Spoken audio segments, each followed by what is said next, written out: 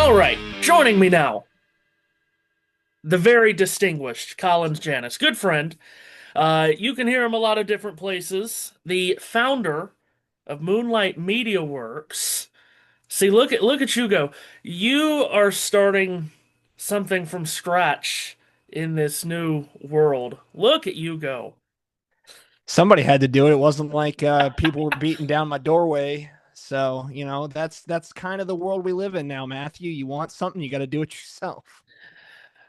Yes, great to have you with us. Founder of Moonlight Media Works, also play-by-play here, there, and everywhere.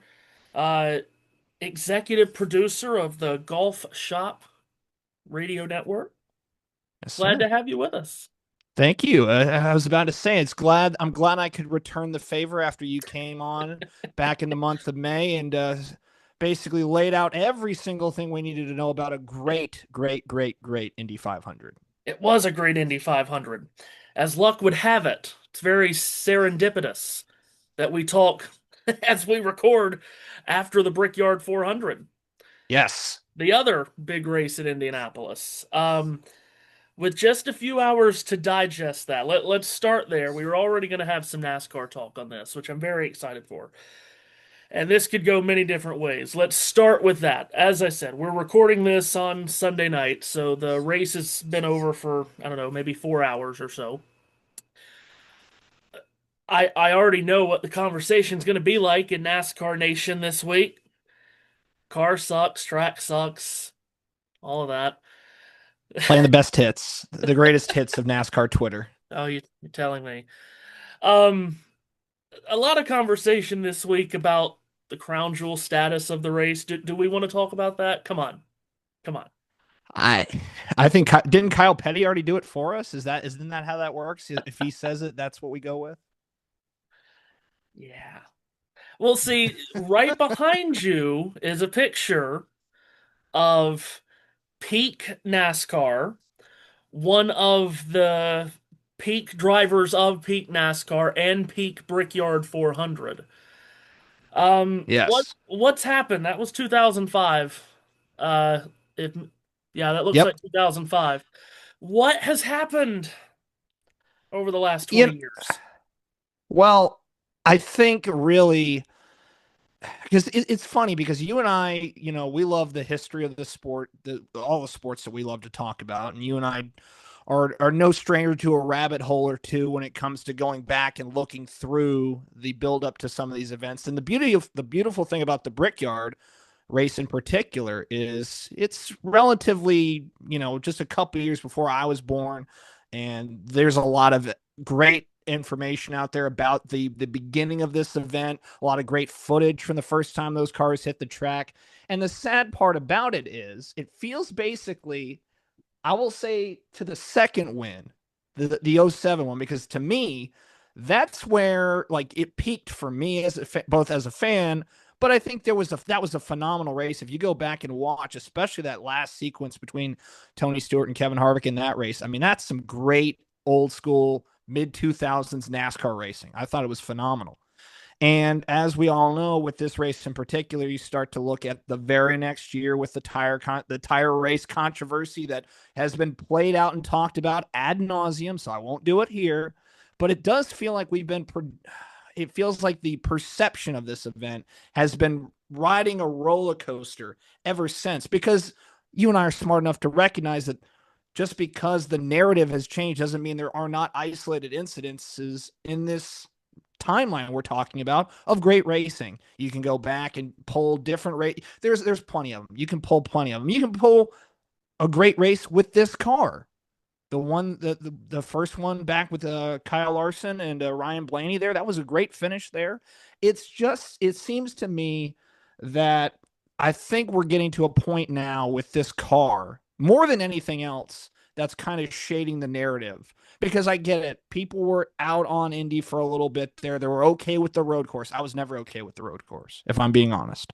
I like you, think if you're going to go to the state of Indiana to run a NASCAR race, you run the oval. And if you cannot successfully run the oval in a compelling nature, then you don't need to be there. You can go down the street to IRP and put on a race there or something else. of that nature if you want to go that route. But as we've already talked about with this car in the past, short tracks aren't exactly its friend either.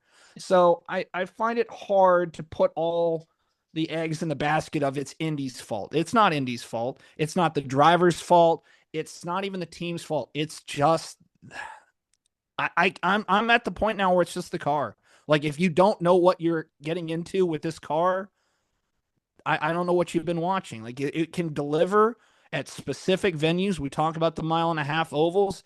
It's a phenomenal race car for those tracks. Some of even the Atlantas and a couple other examples, and in some cases some road courses as well.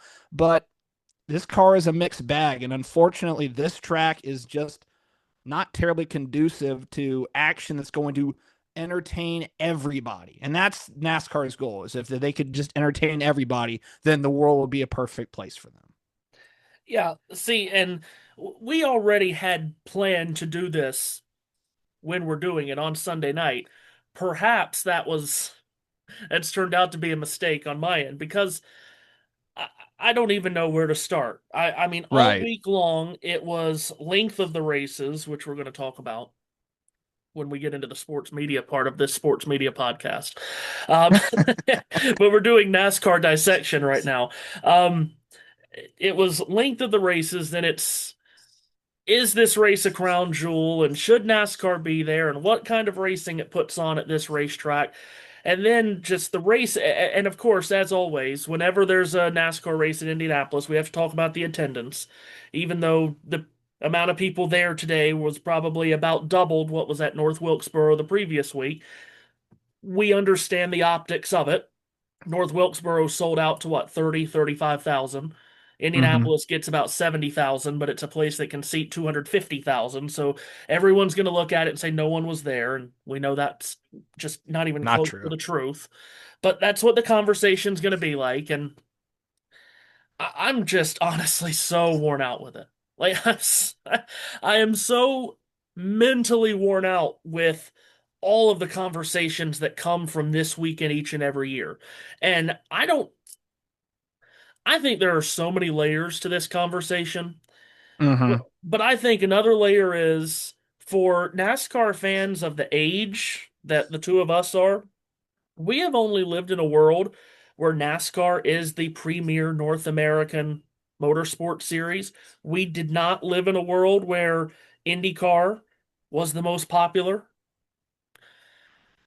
But and I think this generation can't quite wrap its arms around the fact that you can take IndyCar to a place consistently every single year, and you can take NASCAR to that same place, and the NASCAR race isn't close to the entertainment factor and the spectacle factor that the IndyCar race is at Indianapolis, which of course is the greatest spectacle in racing. Yeah, and I think it's interesting because on the you can turn around and say the same thing. It's like IndyCar can't go anywhere else and pull off what they pull off at Indy. Like if you look at it from that perspective, then yeah, just understand you're dealing with an isolated incident that it only works in that vacuum. Outside of it, it will never be as good. And if that's the if you're trying to measure it up to that standard, you're never going to reach it. And I think that's the hard part for a lot of people. Because to your point, I mean, you go back and watch those original, first couple years, and the funny part about it is when the Brickyard 400 came around, it was at a point where IndyCar was, splintering and splitting off into its civil war, so to speak. And you saw NASCAR go in there and rival the ticket sales and figures for a 500, which now we could look at and think that would be unfathomable to think that could even happen ever again. But it did at a period of time. I just think people have this ability to go look back and see because we have all this Yeah. documented information out there and go, well, why can't we do that now? And there's just, to your point with this conversation, there's entirely too many variables to tackle when you talk about this race. Yeah, right. So I mean, I've just become, like I said, so mentally drained from this conversation every year, and I'm Mm-hmm. honestly just getting so tired of it to the point of just let's take some years off. Just let's take some time. Let's Let's have not. an let's have an open relationship for a little while. We'll go see other people. We'll see if it works out in the end. If And we as come we back and it's know, meant to be. and as we know with the NASCAR fan base, which on social media is the most miserable fan base in all of sports, all you have to do is take something away from them, and Yep. then they'll claim they miss it. You know, Right. like 4 hours of practice or the clash at Daytona or whatever it may be. So let's just not run this race for a bit. Let's not go to the road course. Let's just step away from Indy till 2030, get everyone in a frenzy, worked up. They want it back, and start there.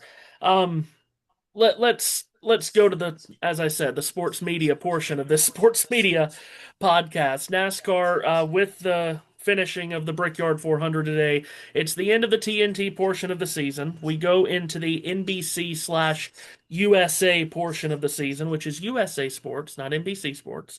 Um, everyone wants you to know that. Um, so we've seen races on Fox this year. We've seen races on Prime. We've seen races on TNT. Second year of this broadcast rights deal. Let's start with the TNT side. What'd you think about year two on TNT?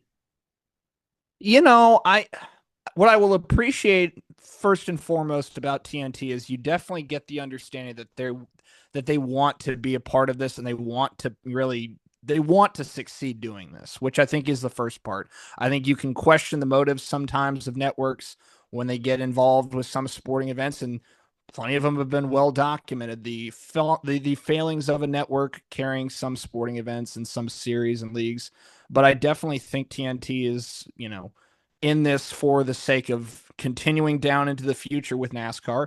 And I think overall, I would say it's probably a step in the right direction. I wasn't overly thrilled with the first year. I thought, the talent, you have to, when you do these conversations, you have to break it up because obviously, much like when we hear the discourse about Fox or we hear the discourse about NBC or USA, it comes down to two things basically. It comes down to the broadcast talent and the actual shot for shot broadcast.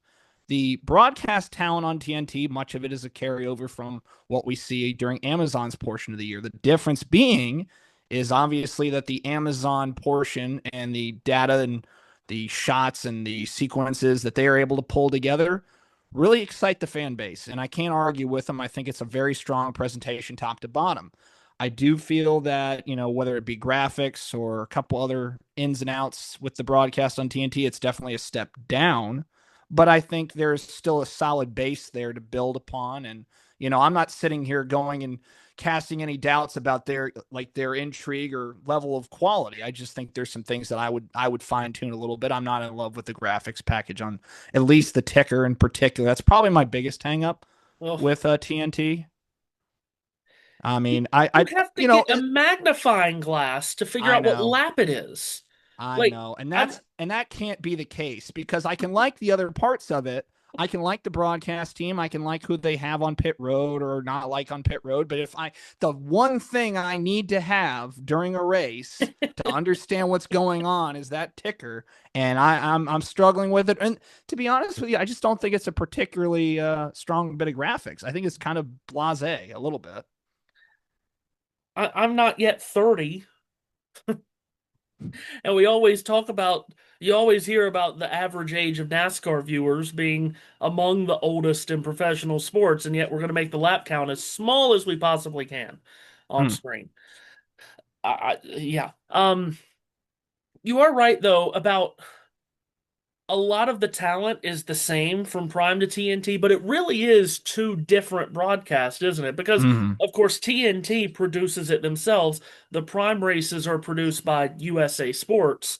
So what you got on Prime, you're basically going to get on the USA and NBC races production wise. You're going to get the same graphics. You're going to get the same producer, director, so on. You'll just have some different talent.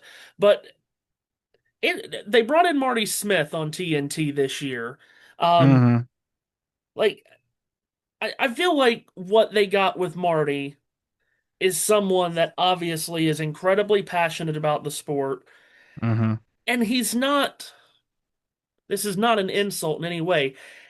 he's not like this polished guy to host a program, but that's not really what NASCAR is looking for week in and week out, right? They're not looking for this polished guy like a Bob Costas to host their racing coverage each week. I thought, obviously, he and Dale Earnhardt Jr., they've been friends for a quarter of a century or more, so they always worked well together. They brought in Jimmy Johnson onto that desk to be along with Steve Letarte and Jamie McMurray.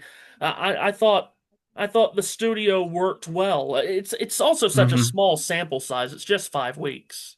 It really is. And again, the challenge I think NASCAR fights a lot with the viewing audience is you are fighting a demographic battle because there are yourself and myself, we're of a generation that we grew up with, the last remnants of the previous era of broadcasters. Like you had the Darrell Waltrips, the Larry McReynolds, the Mike Joys from, that worked their way up from the bottom or were drivers or crew chiefs that started when Fox launched.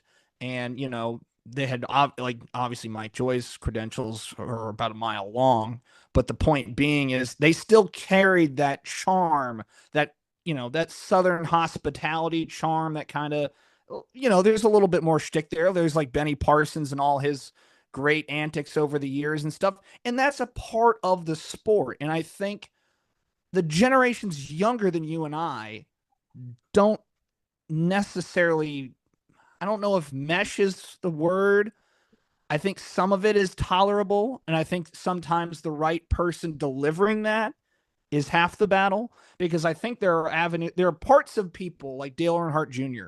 that recognize that that stuff worked, especially throughout the '90s and 2000s, and that kind of charm and kind of playful antics is a part of the sport. But I think a lot of people want to look at other forms of sport and go, I want a more serious presentation. I don't want any of that stuff.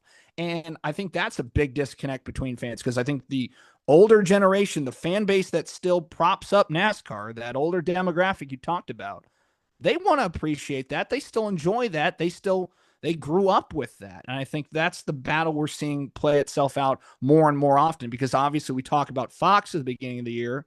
They don't shy away from that stuff. Some of that redeemable, some of it not.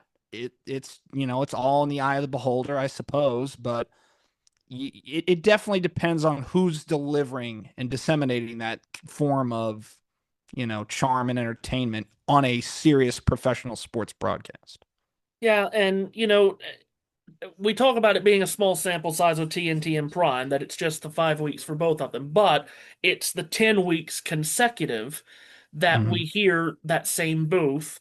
Now, I mean, I have my opinions on Dale in the booth, but I also realize he's not going anywhere. Like, if they could, Fox would sign him up for their Mm-hmm. portion of the season, and if they could, NBC and USA would, and he'd be on all 38 of these races.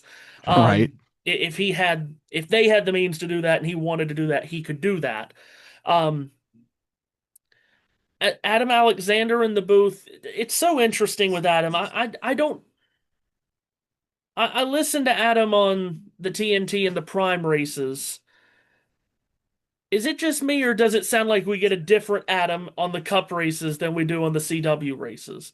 I I, think that's more than fair. Yes. I think on the CW, Jamie, and Parker just seem to have something that I think is really clicked, and Mm-hmm. they do that both at the track and in studio. It really, even when they don't do the races from the racetrack, the remote studio races, it sounds very genuine. I just think on the Cup side, 10 weeks last year, 10 weeks this year, I just don't quite know if Adam, Dale, and Steve have quite gelled yet. No, and I think as we can both speak to, there is a maturation process, especially when you get to work with the same people. Obviously, in our cases, we're dealing with different people all the time, we may not even know who we get till we walk into a booth. So, there's working on the fly, and then there's getting to gel with your on-air partners. And with Dale and Steve, they obviously have that relationship, and I think that is hard for Adam to find a perfect balance of. And the other thing I think he's had to kind of battle with since he started in this role is, for so many of us, myself included, we saw him as the voice of, lower Mhm. series of the sport. Not to say that he didn't have top level Cup Series experience, because we know he did, and he's done, an admirable job everywhere he's ever been. And I don't think I've yet to hear a cross word about anybody that's ever worked with him to say, this guy's not on the ball all the time.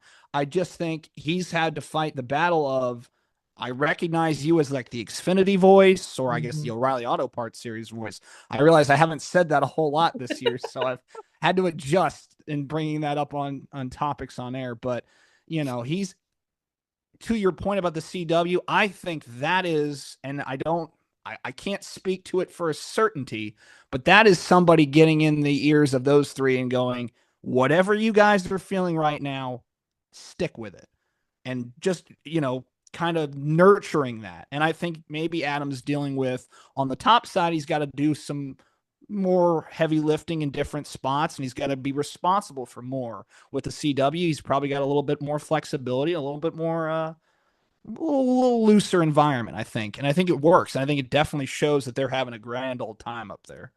The other thing too about Adam, when he did those Xfinity races for FS1 for however long that lasted, he was working with different people every single week. It was a totally Mm-hmm. different booth every week because they would bring in the Cup guys to do it with him.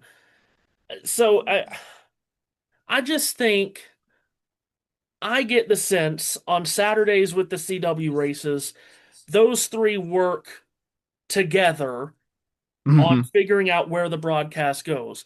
I think on Prime and TNT, they want it to run through Dale. They want Mm-hmm. Dale really to lead, he and Steve to play off of each other, driver and crew chief that work together, and kind of Adam just to pop in when necessary. Right. And listen, TV is a TV is a color analyst medium, but speaking as a play-by-play person, and I'm sure you as one as well, the play-by-play person still needs to be the one to run point guard. Yeah. And it is difficult because, as you just alluded to, the focal point of their broadcast and their perspective is a non play by play figure. And that's always going to be hard. It's like trying to pull a carriage with the horse behind the carriage. It can't You can push the carriage up the hill with the horse, but it's a little bit unconventional, and it requires a little bit more, fiddling and figuring. And it's not an exact science when you don't have somebody who's schooled in the ABCs of what we have to do and what we have to see as a play-by-play broadcaster. And I think Dale takes it seriously, and I think he's done more to try to improve upon that. But I think still it's a little bit of a square peg in a round hole, and I think it probably always will be. It's just a matter of, how do we maximize the moments around that, because we can work with that, but we have to hit on everything else. And that's why it was no surprise to me that they wanted a steady hand at the controls like Adam. It's just a tough spot for him to be in. Yeah. NBC and USA up next. That means we get Lee Diffie back. I'm thrilled. I it stuns me that there was ever a time in my life where I didn't have the sample size. I didn't have the relationship with him from watching some of the other broadcasts he had worked over the years. So when he first came into NASCAR, I was a late bloomer to just realizing how incredible Lee really is. And I am glad to say, hand up, I rescind all previous doubt about this man. He is a joy to watch. Yeah, he really is. I love listening to Lee Diffie. I really do.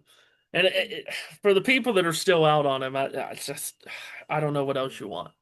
I just love him. Now I will say we've had Steve Letarte in the booth the last 10 weeks, and now we get him for the last 14. That's a lot of Steve Letarte. Hmm. I gotta Yeah, say, I would like another perspective. I mean, 24 races he's on. That's yeah. 2/3 of the season. I would like a different perspective from like a Todd Gordon. Hmm. I just name him because he works MRN races. Right. Name another crew chief. I feel like I would like another perspective, but that's not a knock on Steve either. I just think when you're doing 2/3 of the races every year, that can be a bit much. It could be repetitive.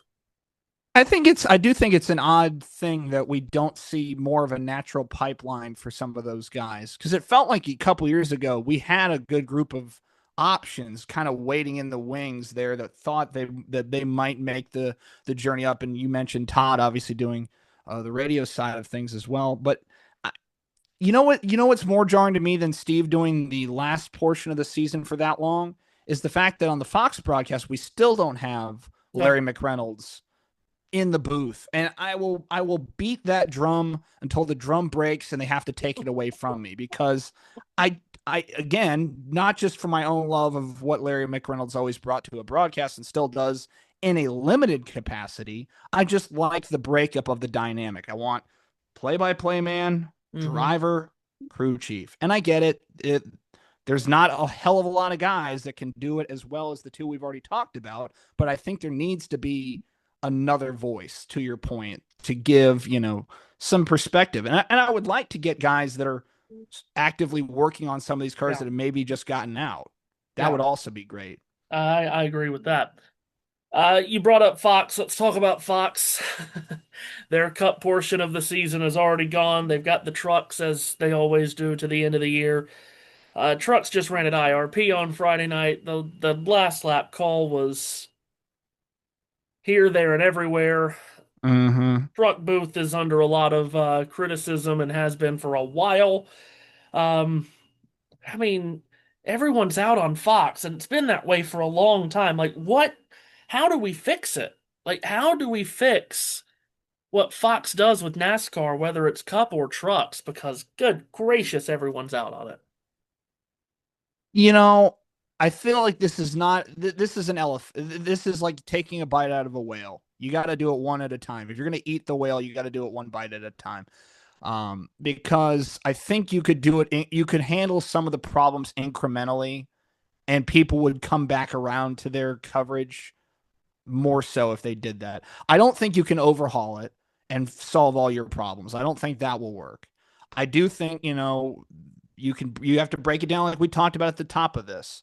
Break it down from your broadcast group down to your shots and sequencing and everything else on the production side and then the graphics and everything else. I think there are strides made and then there are steps taken back in the other direction. And that's where I feel like Fox has been for the last couple years. Maybe one step forward, one and a half, maybe two steps back. It just feels like they're going up and down. They can't ever just either stabilize and build or just start at a higher plateau. I think it's going to take a lot. And I think, you know, I will give credit where credit is due. I'd have loved Eric Brennan's contributions to the Truck Series. I think he has been a shining light on those broadcasts when he gets the chance to do it. And obviously, anybody that saw his work down with obviously the Cars Tour and some of the other events in ARCA and whatnot he's done, I think people saw him as a rising star in this media. And I think it would be a big benefit to see him get more. I obviously understand why they've made some of the decisions they've made. Maybe some people on Twitter can't, but there's still a business aspect to this thing we call NASCAR television. That's the part I think a lot of people struggle with is there are decisions being made, and when we care about the sport we're watching, we only want it to be presented in the best light possible. And I don't think that people understand there are just some obstacles that go to the top of these networks that work their way down to what we see on Sunday. Yeah, the trouble, and this could be all encompassing because I talked about NASCAR Twitter earlier, is just a miserable place to be. Like, we're one of the few sports, Like an NFL season, how many games are there? 272, is it? Regular Uh, season games. Math is not my strong suit, Yeah, I know. Matthew. 272 regular season games, I think, in the NFL plus the playoffs. Even more with college football, more with NBA, NHL. Major League Baseball is a million, I think. I think that's the mathematically correct number, is a million baseball games are played every year. Yep. It's every day, every week. But with NASCAR, it's at the most three races a week, sometimes not even that. And those races are picked apart layer by layer, lap by lap, so finely.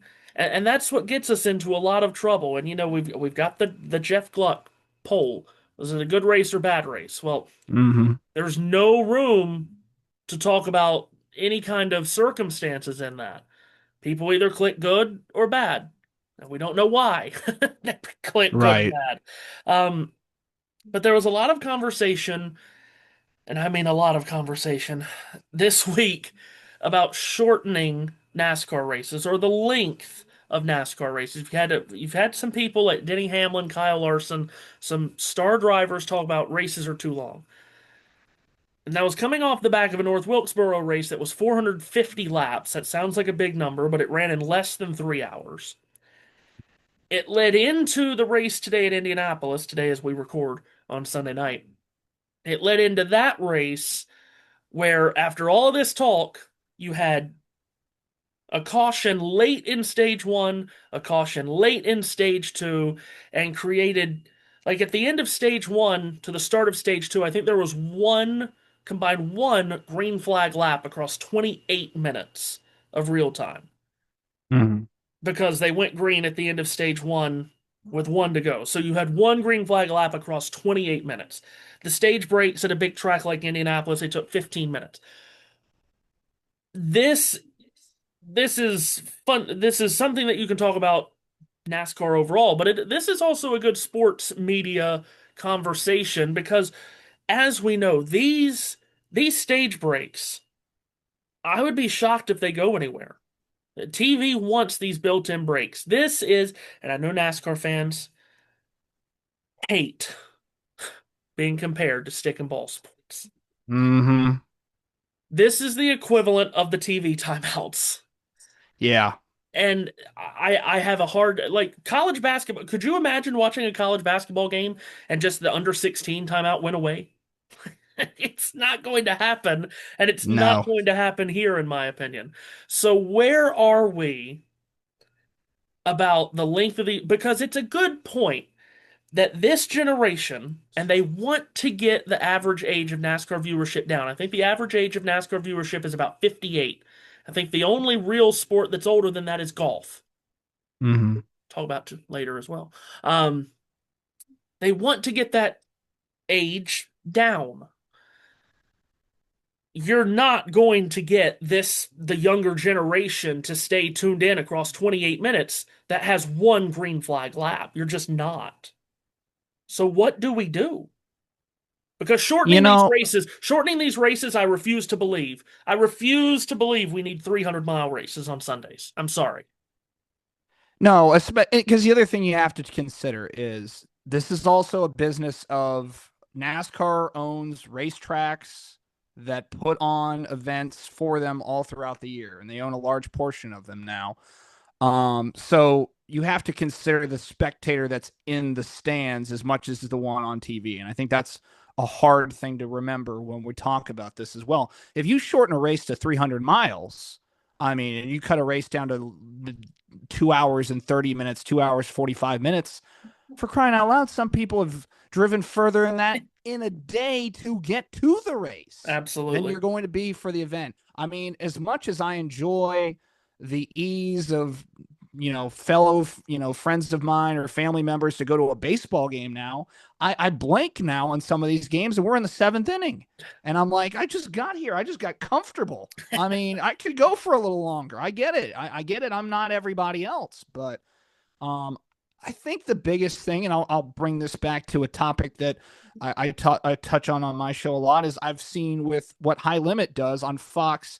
I think there's a way that the sanctioning body handling a race can move a program forward at an efficient pace. I think the for those that don't know, High Limit has put on races on Fox Sports throughout the year, and a handful, I think like 6 races over the last couple years. They've been throwing their bigger marquee events on television, and it's traditionally a format that's reserved for pay-per-view or subscription viewers to Flow or Dirt Vision or something like that. And the challenge always was we would love to be on TV, but because there's track prep and there's other things that have to come into the equation, we don't know how to do it. Well, High Limit figured out how to do it and do it in a TV time window.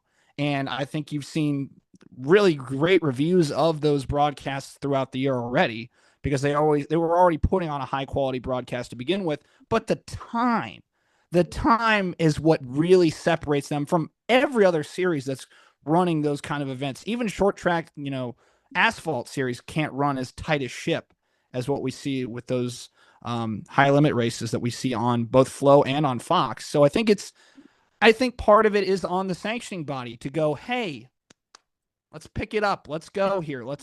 It. I get it. We have to pay the bills. We know that. We interrupt these ads to bring you this game or this race. We understand that. That is a part of this business. But at the same time, we can make up for lost time in some areas. And I think that's the first and foremost issue. Because yes, 300-mile races, that's not your solution. No. But narrowing the window down a little bit and maybe not dragging out a caution or on like a road course. I know this has been brought up before. Maybe we can handle a stage break differently on a road course. We don't need to have them on some of these like Coda doing the entire track or doing something. We can speed up that process, or even, dare I say, you can adjust the stage break on some of those, or a caution close to a stage break. There are things like that you can do that the sanctioning body could do to help itself out with its TV partners. Yeah, it's a really tricky situation because like I know there are people out there that like in the situation that happened today at the end of stage one when a caution comes out with like 5 to go in the stage. There's people that say, "Well, just in the stage there." But you can't do that because it's fundamentally changing the lap Mm-hmm. count of when you're rewarding points. So you Right. can't do that because that's the integrity of how you're how you're handing out points. But the stage breaks on these big tracks, Indianapolis, Pocono, all of the road courses, good gracious. I mean, they bring the race to an absolute halt. And we do have to find a way because, okay, caution comes out, right? You Mm-hmm. got a lap to get the field behind the pace car. You've got to get the free pass car around to get the lap back. You've got to open pit road, but only for the lead lap cars. Then the next lap, you open pit road for the lap down cars. Then the next lap, only if the track is clean, do the choose. One more Mm-hmm. lap, come to green. That's 4 or 5 laps. Mm-hmm. At a track like Indy, Pocono, road courses, it's 15 minutes, if not more. Right.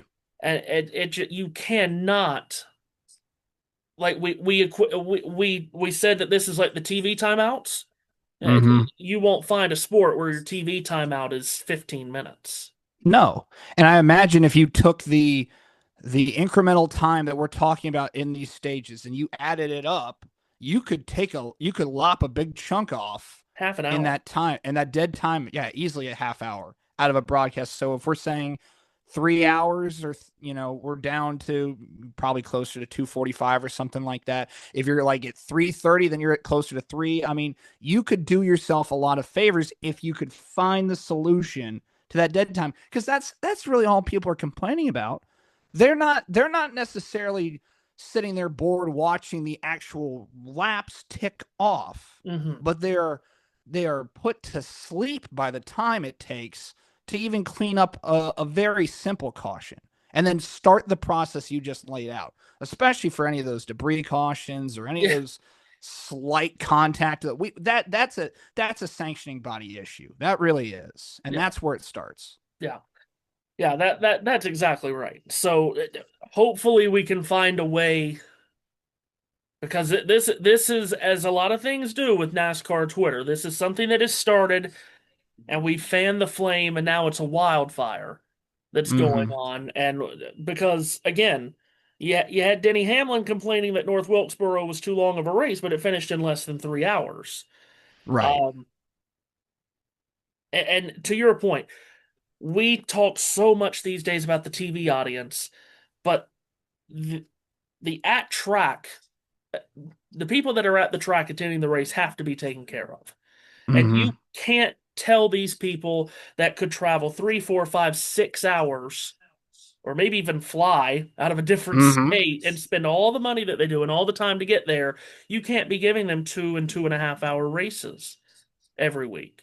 I No. refuse to allow to say that, because you've these are the people that keep the sport going in so many ways, are the people that'll come to the track.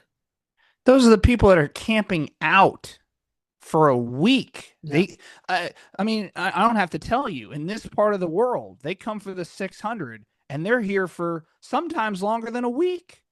They'll pull up on the weekend before and they'll find their tailgating spot. They'll set up the mobile home or the RV or whatever, and they'll be out there with the swimming pool with the kids. I mean, that is also a uniquely NASCAR, and obviously IndyCar does have some of that as well as just other forms of racing, but truly NASCAR is stands alone in the fan dedication to be at the event for as much of that on track and as much of the at track environment they can get. Yeah, that's exactly right. Okay.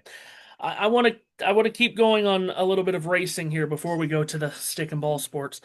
Um, IndyCar at Nashville Mm. turned into a real disaster in a lot of ways. I know you've gotten into IndyCar a lot over the last handful of years. I think you've probably learned by now it's difficult being an IndyCar fan, isn't it? It really is. You know, and I've been critical of the sanctioning body for some of the things they have, and it was as we talked about on my show back in May. You know, everybody wants to see them reach a higher level of success than they're even at, but it just seems like there are decisions that are made. Then there could, you know, situations like this weekend that we're talking about where it's just like you just can't win. It just feels like there's some sort of black cloud that kind of hovers over the sport. And whenever they're primed for a big opportunity, it just pours. Yeah. Literally or figuratively, you choose. Yeah, right. So here, let's start with this.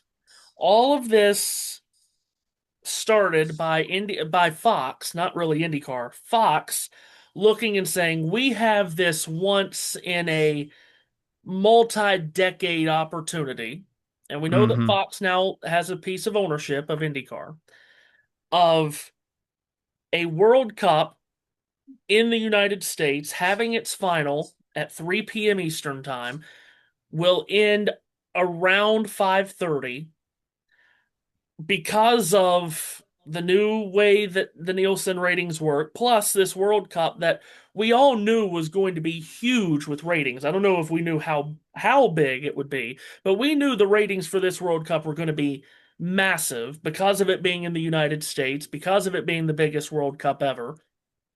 The final in New York, halftime show, especially with Argentina in it with Messi. Of course, we didn't know that when this started, but you get the idea. We end up with nearly 40 million people watching the World Cup final on Fox. What an awesome opportunity for IndyCar to be the lead out program, basically being like a Super Bowl lead out program. Mm-hmm. And we're going to get IndyCar the biggest non Indy 500 numbers it's had in generations, maybe Right. ever. Um, and of course, because as luck would have it, they were in a lightning hole, then it rained, and all we got was rain delay coverage, and then eventually it got kicked to Monday.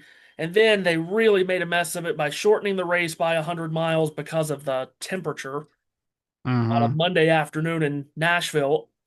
Absolutely no clue why they didn't run it on Monday night to try to help those ratings out. Mm-hmm. And then Will Buxton was fighting off a lot of people on social media, and he didn't make a lot of people happy because then they didn't refund the tickets for the people that paid for the Sunday tickets, but then to try to make sure people were there and they didn't have an empty grandstand on Monday, they said, "We'll give you tickets for $10." And I mean, that became a mess. Yeah, and this goes back to what I was saying when we were talking about the sport in general. It's like, yes, this is an incident that the weather is no sanctioning body's control. No matter what we think or do. Obviously, you can schedule things, you can understand what part of the country you put a race in and that time of year and all the weather and all the hopes and forecasts that you could ever have, and you can try your best to work around that. But at the end of the day, we cover racing, which is always going to be limited by the weather around it. So that's one thing they can't control. But what they can control is how they follow up, how they allow one incident to become another. And that's what really frustrated me about this. Is like, yes, I understand the opportunity was golden. It was going to be fantastic, but that didn't happen. There's nothing we can do about that now. We can't go back in time. All we can do is try to maximize what we have left. And again, we spoke about it when we were talking about NASCAR. If I was a spectator at that sport, or a spectator at that race, I should say, I would feel incredibly disappointed by how that whole situation was handled, especially if I was there for Sunday and I wasn't getting a refund, but I was, having to leave or something to that effect. I mean, that that does go on with other sports, as I can attest to with NASCAR itself. But more often than not, it gets resolved in a reasonable manner. This just seemed to be a mess from both a PR perspective and from a broadcast perspective. Because I had it on. I did try to watch it during my day of work, but I can only imagine, how much better it would have been on all fronts if they had just run it as a Monday night race. Like, again, it would have been a unique opportunity because there just aren't examples of that. Mm. And it would have, in my opinion, remedied the best solution for what was ultimately a lost weekend in that regard. And IndyCar just when it's not when it's not Mother Nature punching them in the face, they do it to themselves. Like so Mm-hmm. so I'm looking at this coming up weekend. NASCAR is taking the weekend completely off. There's Yep. not a cup race, there's not an O'Reilly race, there's not a truck race. Why is there not an IndyCar race? Why is there not an IndyCar race on this weekend? And then this big spectacle that they're hoping this Washington D.C. race will be is happening at noon, a couple of hours before a NASCAR Cup Series race at New Hampshire. I just I don't get it. I don't understand. There are smart people that are making Mm-hmm. decisions at IndyCar. They're just not making smart decisions. I would love to be a fly on the wall for the scheduled conversations with IndyCar because I think you and I have both fantasy booked this 1,000 times over, and I will never. I have yet to understand the the thought process behind some of these. I've always been famously against the big gap in the beginning of their season to begin Oh, with. It has driven me insane for years because, especially starting out at like St. Petersburg, you get such great action at that track, and it's a breeding ground for great moments in the sport. And then we just go dormant, and all the momentum is flushed down the toilet. So it's the decisions like that that frustrate me. And then you go to this situation, like you have to know what everybody else is doing. It's not a mystery. The NASCAR schedule gets put out. All the other sports schedule get put out.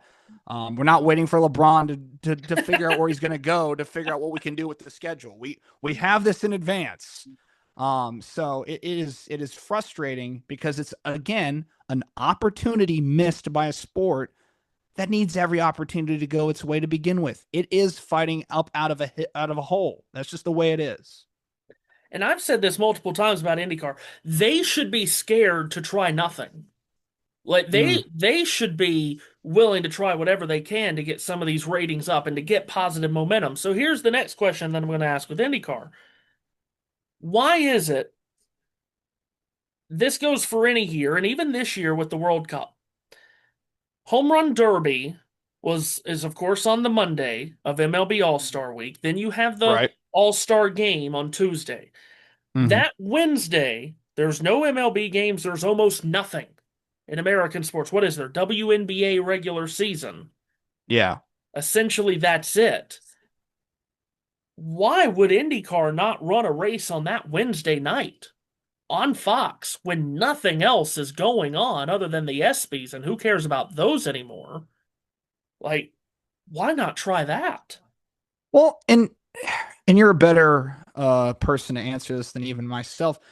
Did we not come out of a period in the 90s with IndyCar where it felt like they could and would go do whatever they thought they could if it meant, bolstering the sport? I mean, did they not have ideas to run a Grand Prix around the city of New York? I mean, do all these different high level, high logistical nightmare scenarios, but willing to do it if they thought it would work?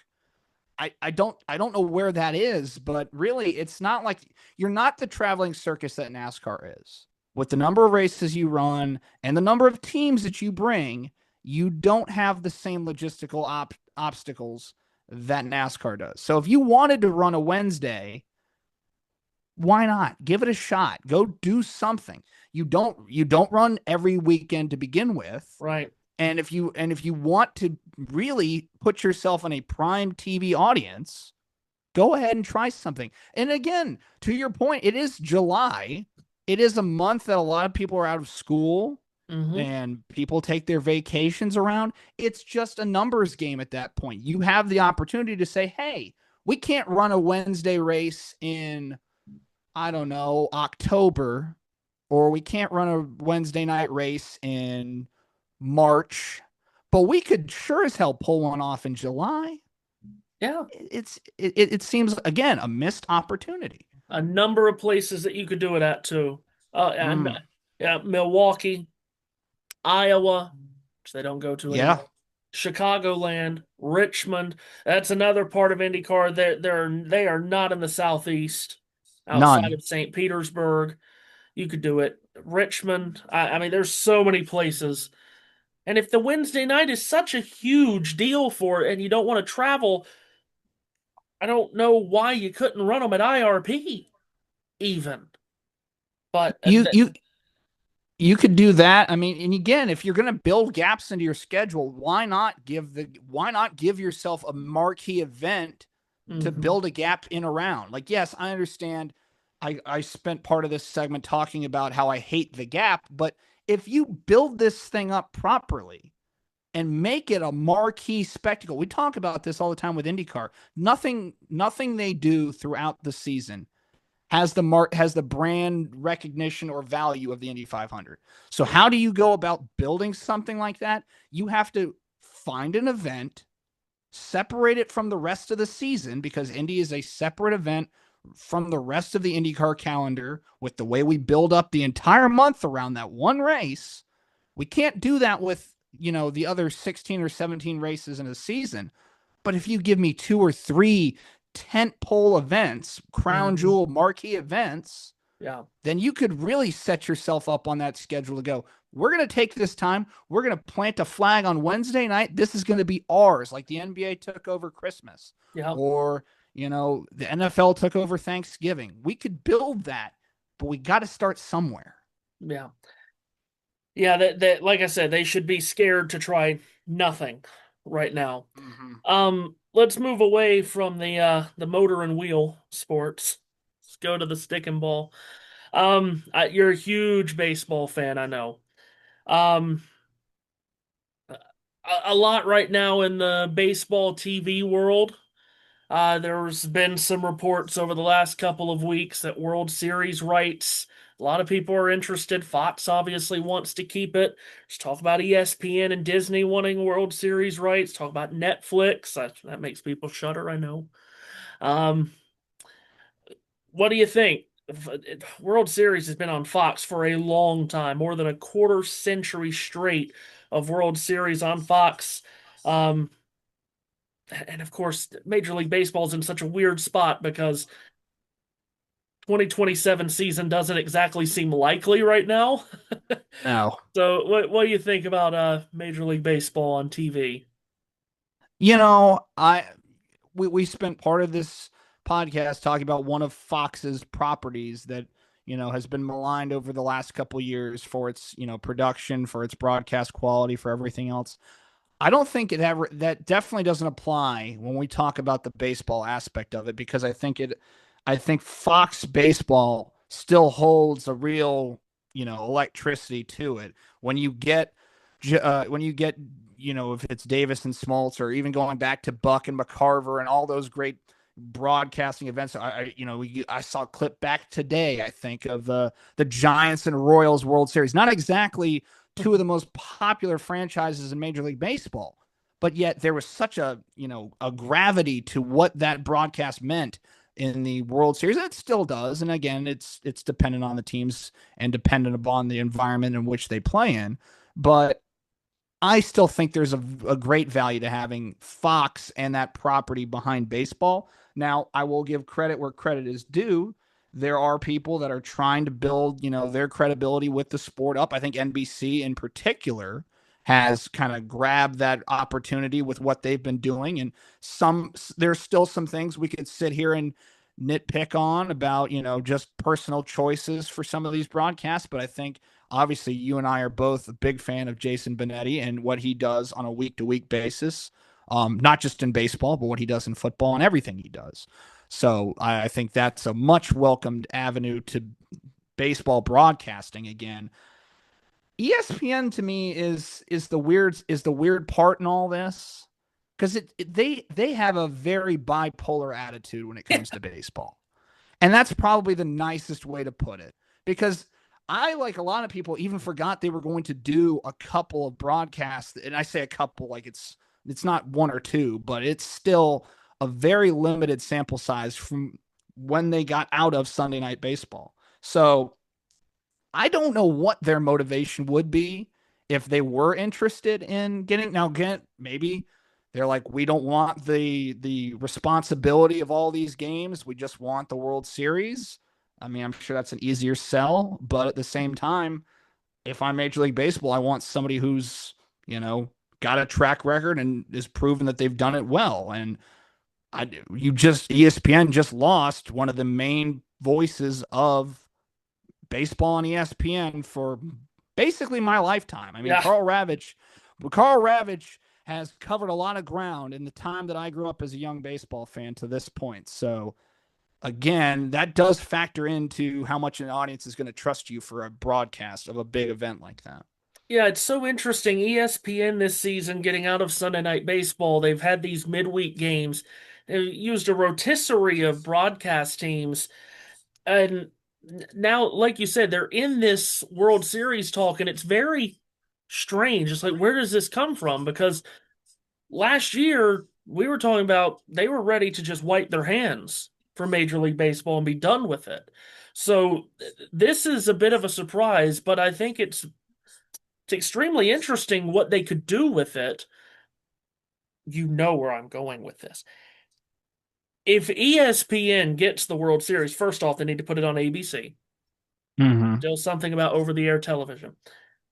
Secondly, if they can get the World Series, not just regular season games here, there, and everywhere, the World Series, we have to have Joe Buck. We would Right. have to have Joe Buck on Ford C. Frick Award winner, Joe Buck. Yeah, and did we not just hear him? The conversation came right back to him this week, and it's great we brought this up because, again, you and I both love what Joe Buck did for baseball for so long, and to me, it was a real tragedy that that he fell out of love Yeah, with broadcasting those games, and I get it. He's had one of the most uniquely viewed, critiqued. I don't know what the word is to describe exactly his relationship with the viewing audience over the years. It's certainly interesting. but is just a nuts and bolts broadcaster. He's in rarefied air for what he has done, and I don't think people appreciate that.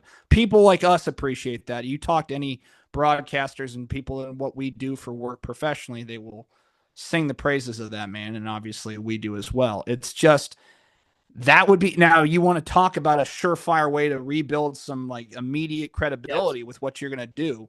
It doesn't get much easier than saying, "Hey, Joe, do you want to do the World Series again?" Now, you and I both follow Joe. I don't know that their interest would ever be there again for Joe, to be It honest. it might not be, and he did bring this up during his speech this weekend at the Hall of Fame about wanting to be home with his family more. He's got two older kids and he's got two younger kids.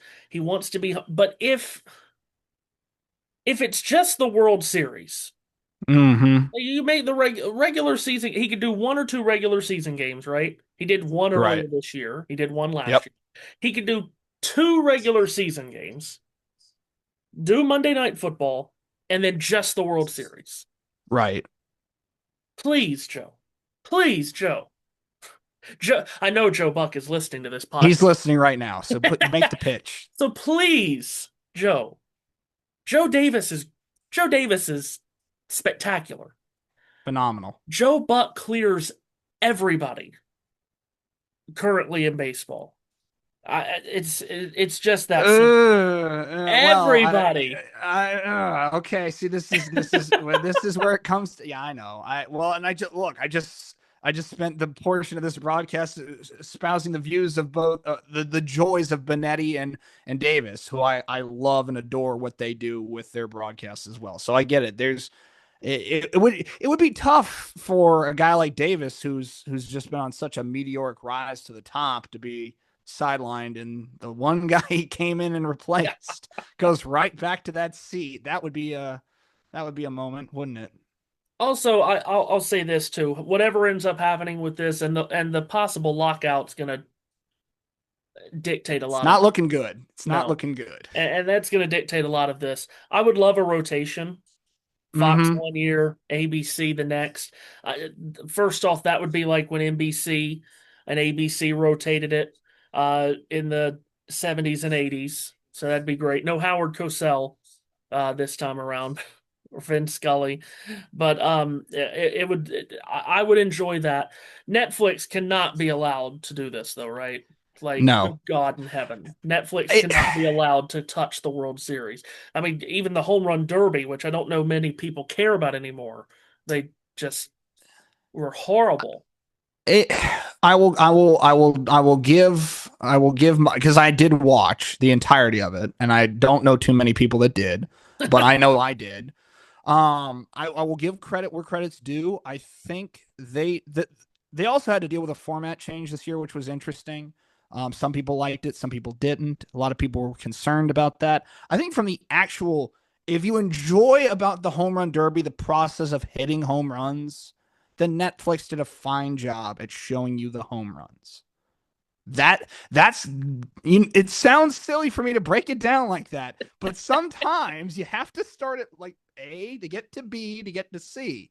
Now, B and C, not as much fun. Not with the rotating cast of characters, the Netflix programming tie-ins that we had to have with Will Ferrell and his golf program. I don't know that that needed to be there, but I understand how tie-ins work and I understand how corporate entertainment works. So be it. But no, I thought, and the funny part about it is you could tell Netflix knew they needed to have something credible on screen, so they put Barry Bonds, Yeah. which Oh, Barry Bonds, for those that aren't familiar, is kind of like a porcupine when he's talking about anything other than himself. So, yeah, good luck, Wilson Contreras and Jordan Walker. When Barry Bonds is in the room, Barry Bonds is the topic of Barry Bonds' conversation. It's just a part of it.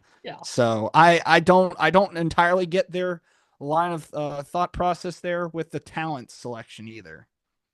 Well, see, and I know a lot of baseball fans are they're ripping Netflix for opening night. And I get it. If you watched it, it wasn't great because I did watch it. But I can't get all up in arms about Netflix and baseball because what do they have? They have two regular season games and the home run derby. Right. Like it's not. Right. It's like I can't get. I can't get overly energized about having a conversation about that. What I will say is they've had these Christmas NFL games the last couple of years. They're going to have them this year, plus a few more. They're going to have this Thanksgiving Eve. We've created a holiday just for the NFL because that's how big the NFL is. Going to have this Thanksgiving Eve game. They're going to have this Melbourne game, and they're going to have like 50 people on the pregame, and and they're going to have L. Duncan a part of it now. And but the game presentation will be fine because it has been Right. with Right. Netflix. It's just before, after, and halftime of that said game where you're going to be like, good God, who else is going to come into this thing? But what I'm super intrigued about Netflix, they've got the Women's World Cup both in the United Hmm. States and Canada next year, and I know you'll watch every minute of that. I know. You Um, know me so well. I can't wait to see how they actually like the NFL. What do they have? What did I just say? They have like four NFL games. They have two Hmm. MLB games plus the home run derby. They're taking the Right. entire World Cup. I think that'll be a really good measuring stick to see what would happen if they were to take the World Series. I just think ultimately we're still at a point now. Here's a weird connection that I don't think you would have anticipated. This is the disconnect that fans still have now with streaming services is kind of like the way when the first electric car came out.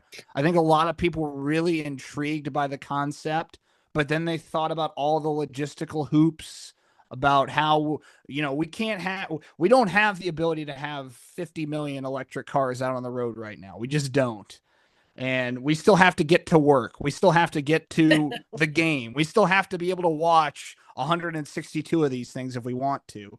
And I think the part that's frustrating for those fans is like, I'm here. I'm going to watch. I will figure it out. But at some point, you're just costing me money versus I don't know how many Stranger Things fans were watching the Home Run Yeah. Derby, Yeah, which I right. get is their hope, is their goal. That's Yes. the whole reason you do this. You try to get those audiences that are just on Netflix religiously to watch something of yours and hopefully connect. I hate to break it to them, it's just people like me Right. who are using somebody's subscription. Like if Just if happen to be my you're mom's. if you're on Netflix binge watching Selling Sunset and you first open up the Netflix app and you get deafened by the boom that comes on, and you're looking for Selling Sunset, and the first thing that pops up is the Home Run Derby. How many of those people are going to say, "Oh, you know what?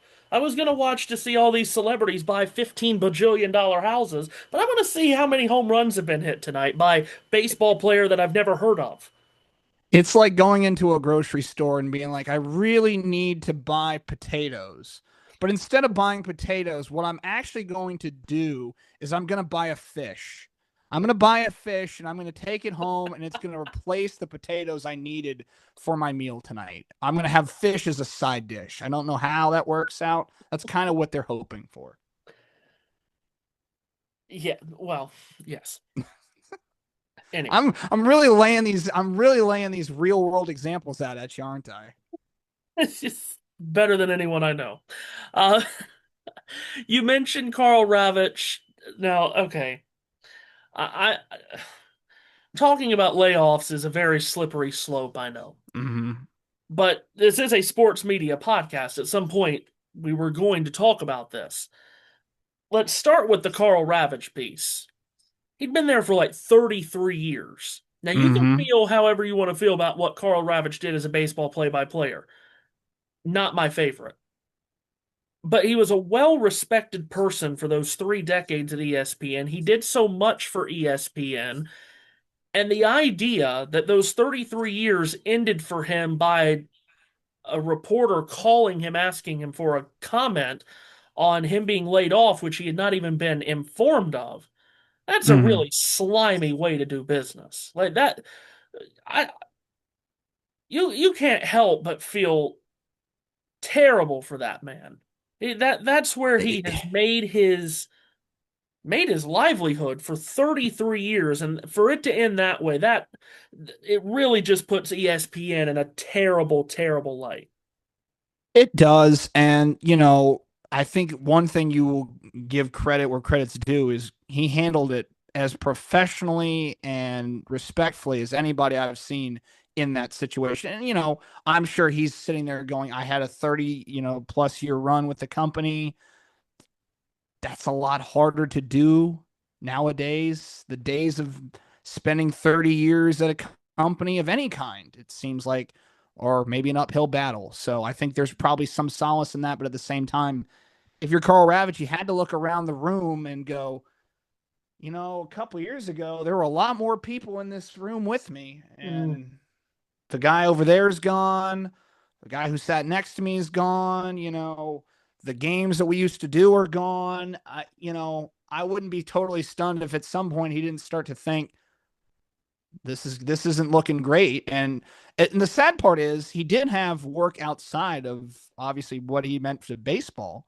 Yeah. So you would have thought Yeah. there would have been some value to keep him in some capacity, He was but one of he their top college basketball voices because he did SEC games. We know what SEC games bring in. Certainly, we're not talking about football numbers, but I mean, we right. know what the SEC has been on a basketball level the last couple of years: Florida, Alabama, Arkansas, so on, so forth, Kentucky. He did SEC games weekdays and weeknights and weekends, and the SEC tournament. One of their top voices in that sport too. Yeah, I and that's the part that's really disappointing about it. And it speaks to, something we talk a lot about when we talk about what the future of this looks like, because that's a guy that had a chance to go and really mature with the brand, which I don't think a lot of people get the opportunity to do anymore. You know, to your point, he sat at the desk for different events, and he did Baseball Tonight for so long. Yeah, And yes, not everybody was a fan of his play-by-play. I'm probably a little lighter on some of that stuff than others, and being critical of him because again, he's a voice I associate with the idea of baseball on ESPN. There are people you're willing to look the other way on in some instances, and sure. that happens with there are instances that happens with all sorts of broadcasting. But at the same time, he did get to kind of evolve with the brand throughout that time period. And I feel bad because it ended for him here, and I'm sure he'll have some other form, or if he wants it, to go do something somewhere else in some capacity. But at the same time, I don't know too many people that are going to get to be a Carl Ravitch down the road for somebody Mm. like that. Just real quick before we wrap up this portion, NBC has the wild card series this year. There's four wild card series. They have Jason Benetti, they have Matt Vasgersian, they have Dave Fleming. Call Carl Ravitch for that fourth team, you think? I can definitely see it. And again, and this is the tricky part because it's like there's a wealth of talent, and that's the thing with baseball. It's like, and you could work your way up, and the lineup you just rattled off is great, but I don't think it would be hurt at all to put a guy of Carl Ravitch's caliber right in there as well. I think it'd be a great addition if they wanted to do that. I'm sure there's some back back behind the scenes, things that we don't know or are aware of that might hinder that idea, but we'll see. I would certainly welcome it. Well, I certainly hope he lands on his feet, and I'm sure he will somewhere. And, as I said, he did a lot of college basketball, but he's a baseball guy. So it Right. wouldn't shock me if he ends up at MLB Network, whether that's Yes, hosting MLB Tonight, hosting a show, calling some games. But I hope the best for him. Not absolutely. again, not my favorite play-by-player, but first off, a person that Yes, should this is a not human have being, right? that should not have been that got laid off in a way that should not happen anywhere. Um, and a guy that has done a lot for the sport and for sports fans for 30 plus years. It's another big person that got laid off at ESPN, Ryan Clark. You want to touch on that? Because boy, that took over social media too. It did, and we've seen kind of a vacuum at ESPN at the top, and without going into the power struggles and behind the scenes machinations there, it seems surprising to me that they went that route, considering who was in Ryan Clark's corner, so to Mhm. speak. Especially when he's seeing the other half of that power structure, you know, still expand and add, portions of like his collaborators to the mix. Obviously, he has a relationship with, I'm referring to Pat McAfee, has a relationship with the incoming group of guys in both Will Compton and Taylor Lewan, who are going to be half of the new college football show with Josh Pate. So you're seeing those guys get more opportunities, more expanded opportunities on that side of things. And then on the Stephen A side of ESPN, you're seeing a lot of his contributors go by the wayside. Cam Newton was another. Yeah. Going back even further than that, we saw what happened with what Shannon Sharp's trajectory went, as well as Michael Irvin in spots there as well. So, I mean, it's a very interesting time for a very touchy situation with the tectonic plates that are in play at the top there. Yeah. Well, and of course, it was the interaction with Peter Schrager that Mm, got brought up again a lot last week, and I'll just say this. I'll just say this. And I've said the same thing when the likes of Dabo Sweeney and coaches say this too.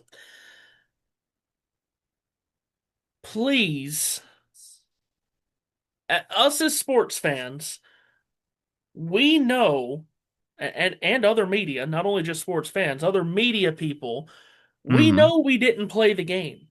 We Right. know we don't have the on-field X's and O's knowledge that you do. Right. Please don't take that as if we don't know anything about the sport.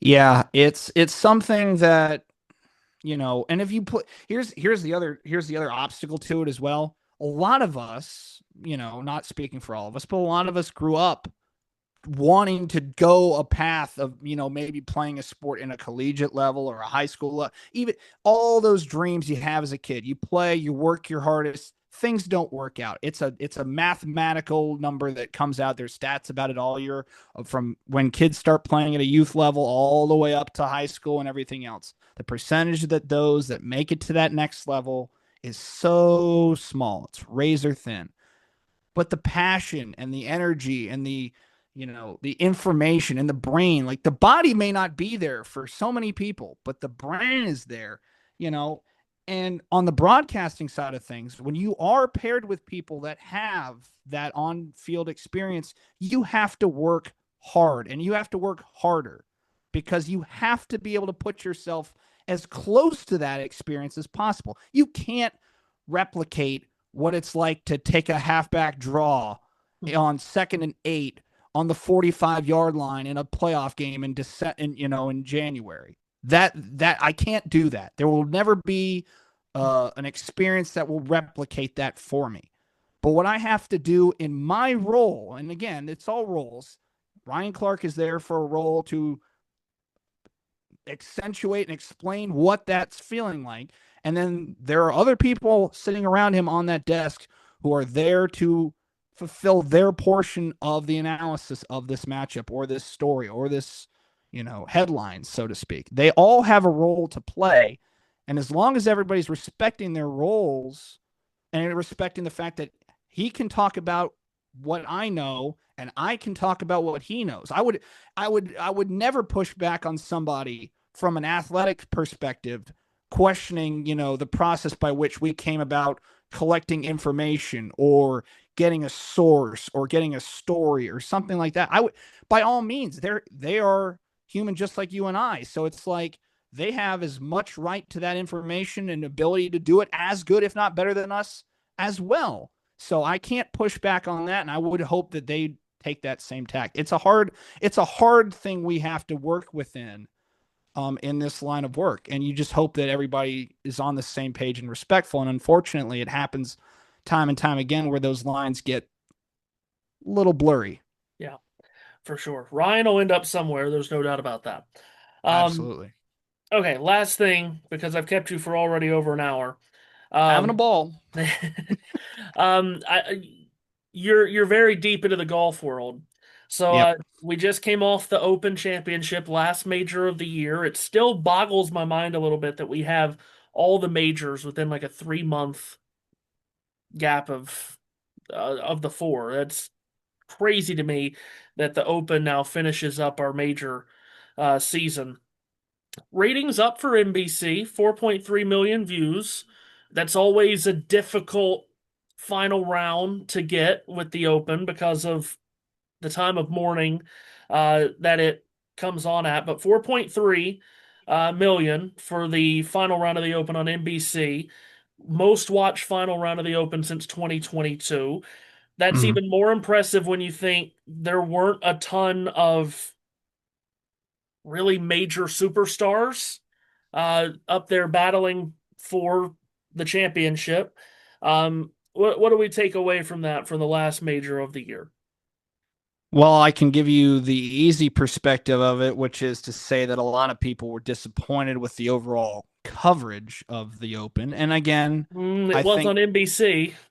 it was, yeah, well, the old acronym adage to that of nothing but commercials seem to have come back up to the dismay of some people, which, you know, working close to the sport and covering it the way we do on the golf shop, it does kind of give me the ability to workarounds, I'm not sitting down necessarily and watching every shot of every round because people ask me all the time, it's like, well, did you see, were you watching that when that happened? And the answer a lot of times is no, or I was working on something or trying to do something or getting it from somebody else.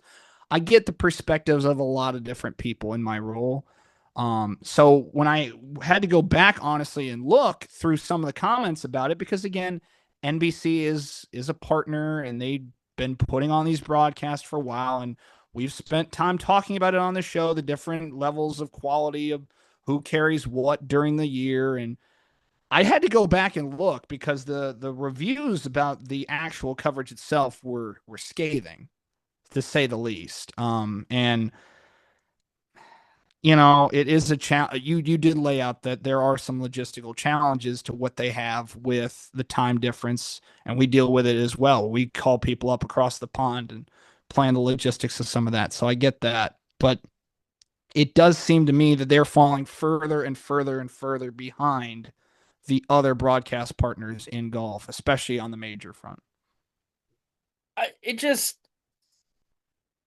I haven't fully been able to pinpoint exactly what NBC does wrong, other than the idea that it just all of it feels awkward. Yeah. Ever since Johnny Miller left, it just feels like everything feels so awkward. They can't figure out who to replace him with. And they can't figure out their format either. With what Dan Hicks does the even number holes, Right. Terry Gannon does the odd number holes. It's so strange. It's so different than what we have known for our entire lives from CBS, NBC of the past, ABC when they did golf. It's just it's just an awkward it's just an awkward production. It is, and I know one of the big critiques was they took some liberties and choices with their coverage of Bryson, who was a lightning rod as Yeah. he often is, but even more so during that event and the way they wanted to cover him. And it's, I think one thing you can do to really annoy golf fans is to put this spotlight on any one character, and even people at the height of Tiger's power got tired of some of the coverage in the way that a network might cover one individual. And in a sport as large as golf, Yeah. where there's so many players and you're not getting the chance to see everybody hit, anytime you're taking away from that or taking away from round action, that is always going to drive people crazy. I will say this goes back to basically what we've been talking about all night long here. NBC as a sports entity, we can sit there and list off all the great things they do. And it's just evidence to show you that, much like when I talked about Fox, it's compartmentalized, because where baseball might be phenomenal, NASCAR might be lacking. On the NBC side, they may have, the Olympics coverage at an all-time high, or they have baseball doing a great job. But then you look down the line and you start to see where maybe the attention's being put a little bit more and a little bit less. And it's frustrating to fans because they look at it and they see those letters and they see that brand and they go, well, I love what you guys do for this, and I love what you guys do for that. How is it not the same? It's just, it really can't be. And the more you get right, the more credit you get. But in reality, they're not all on the same team, so to speak. There's a lot of moving parts to this. Golf is the most difficult sport to do live television of because Mm-hmm. there's a million balls in the air and there's a million Literally. players playing it. Yeah, and a million players going on at the same time. It is the most difficult sport to cover well on live television. But you see the product that CBS has put out for so many years. You see the product that listen, I still miss the Open on ESPN and ABC. Mm-hmm. That's what I miss that terribly. And I know we love to live in nostalgia, especially these days, but those were just such good times when ABC had it. And NBC has had it for a good while now, and it just has not felt the same in any way.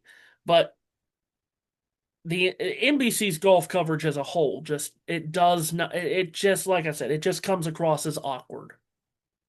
Yeah, and I think that's, to your point, that's hard to overcome when you look at the other media partners and what they're capable of doing. And you go, I get it. There is a finite amount of talent, and it's honestly probably a thinner pool than maybe any of the other sports in general. If you think about it, the talent pool for broadcasters or on-air hosts for football or baseball or basketball, you have the college levels of both of those. That's a wide field. But golf is different because you have a lot of that concentrated at, the golf channel level, which isn't even really, a round by round, partner in a lot of ways. And then you have the two flagships of ESPN and CBS, and they have done very good jobs in recent years of putting people in a place to succeed. I mean, Trevor Immelman alone, Yeah. no notes there to what he's been since he became a broadcaster. But at the same time, it's like those guys just don't grow on trees the same way they do in some other sports. And that's not to say there's not talent out there that's not getting the chance yet.